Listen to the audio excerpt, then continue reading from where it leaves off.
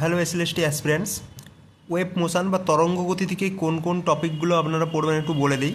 এই চ্যাপ্টার থেকে খুব বেশি পড়ার আপনাদের দরকার নেই। ফার্স্ট যে জিনিসটা এখানে দিতে পারে, যেহেতু এটা তরঙ্গ গতি চ্যাপ্টার, এখানে অনুদৈর্ঘ্য তরঙ্গ এবং তির্যক তরঙ্গ এই দুটো জিনিস সম্বন্ধে আপনাদের পড়তে হবে।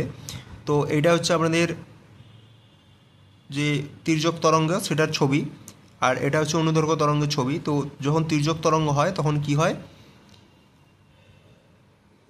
না, একবার তরঙ্গ শীর্ষ এবং একবার তরঙ্গপাদ, আবার তরঙ্গ শীর্ষ, এইভাবে আপনাদের তৈরি হয়।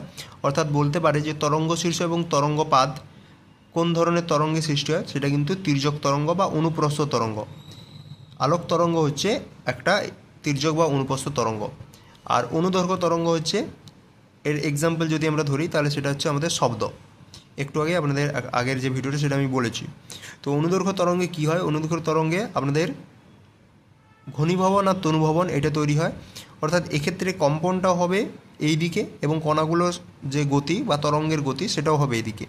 আর এটার ক্ষেত্রে কম্পনটা হবে দেখুন উপর নিচ এইভাবে হবে, কিন্তু তরঙ্গের যে গতি হচ্ছে সেটা হচ্ছে ডান দিকে। অর্থাৎ তরঙ্গের গতির সঙ্গে কণার কম্পন যদি 90 ডিগ্রি হয় তখন তাকে আমরা তির্যক কম্পাঙ্ক বলছি বা তরঙ্গ বলছি। আর যখন তরঙ্গের গতির সঙ্গে কণার যে কম্পন সেটা একই দিকে হবে, অর্থাৎ 0 ডিগ্রিতে হবে, তখন তাকে আমরা বলবো কি, অনুদৈর্ঘ্য তরঙ্গ। তো এখানে দিতে পারে যে 90 ডিগ্রি আর 0 ডিগ্রি এটার ক্ষেত্রে আপনাদের হবে, আর ঘনীভবন তনুভবন এটা হচ্ছে আপনাদের অনুদৈর্ঘ্য তরঙ্গের ক্ষেত্রে হবে। আরেকটা যে ব্যাপার সেটা হচ্ছে আপনাদের এই তরঙ্গের ইকুয়েশন এরকম টাইপের কিছু দেওয়া থাকবে, যে এ সাইন ওমেগা টি মাইনাস কে এক্স এরকম করে, ঠিক আছে, বা বিভিন্ন ফর্মে এখানে দিতে পারে। সাধারণত এই ফর্মটা দেয় A sine omega T minus K x.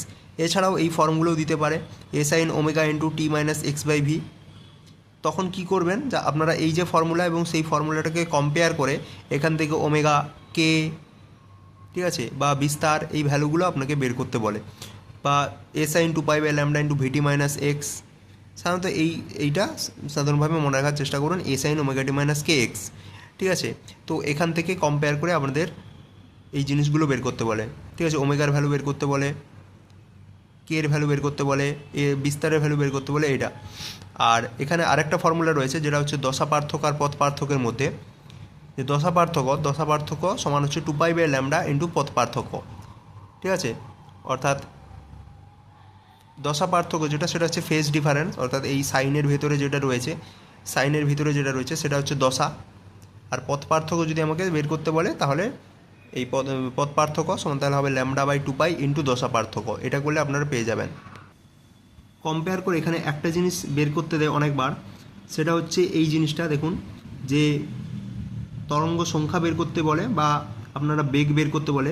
Compare করে এই ভি ইজিক্যাল টু হয় ওমেগা বাই কে, ঠিক আছে। বেগ বের করতে বলে তখন ভি সমান হয় omega by k, a sine omega t minus K x, এখান থেকে কম্পেয়ার করবেন, কম্পেয়ার করে ভি সমান হবে ওমেগা বাই কে। এই ফর্মুলাটা লাগলে আপনারা বেগটা বের করতে পারবেন।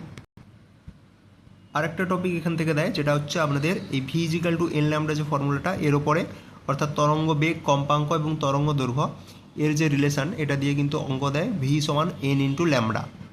তো এগুলোই এখান থেকে আমাদের করতে হবে।